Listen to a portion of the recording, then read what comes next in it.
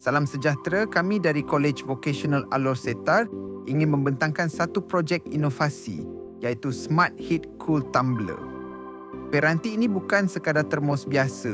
Ia merupakan sebuah sistem kawalan suhu aktif, pintar dan mudah alih yang dikuasakan oleh sistem pemampat mini 12 volt serta mikro pengawal pintar. Kami menggabungkan prinsip asas termodinamik dengan teknologi IoT untuk memberikan pengguna kawalan mutlak ke atas suhu minuman mereka secara real time. Sebelum kami pergi lebih jauh ke dalam reka bentuk teknikal, mari kita telusuri terlebih dahulu apakah masalah utama termos konvensional di pasaran hari ini sehingga inovasi ini perlu dibangunkan. Seperti yang dapat kita lihat termos di pasaran, termos konvensional mempunyai dua had fizikal yang sangat kritikal. Pertama, penebatan pasif. Termos biasa tidak menambah atau mengurangkan haba secara aktif. Ia hanya melambatkan pemindahan haba. Ini bermakna dalam persekitaran yang sangat sejuk atau berhawa dingin, minuman panas anda akan tetap menjadi suam dalam tempoh yang singkat. Kedua, tiada mobility aktif.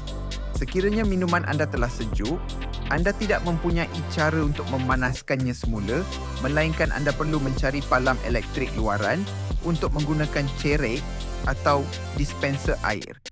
Ini menyukarkan pengguna yang sentiasa bergerak aktif seperti pengembara atau mereka yang melakukan aktiviti luar seperti berkhemah.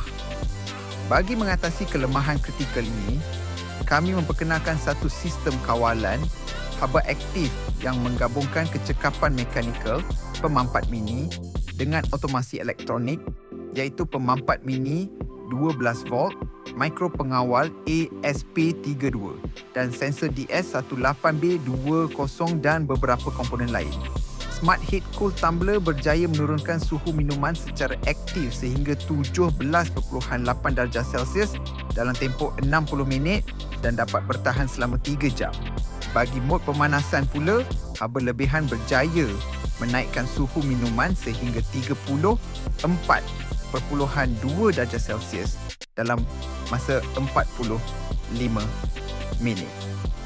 Seterusnya, sistem ini mudah alih kerana menggunakan sumber kuasa bateri dan dapat bertahan sehingga 4 jam. Sistem ini juga mempunyai paparan digital yang dapat menunjukkan suhu panas dan sejuk pada sistem.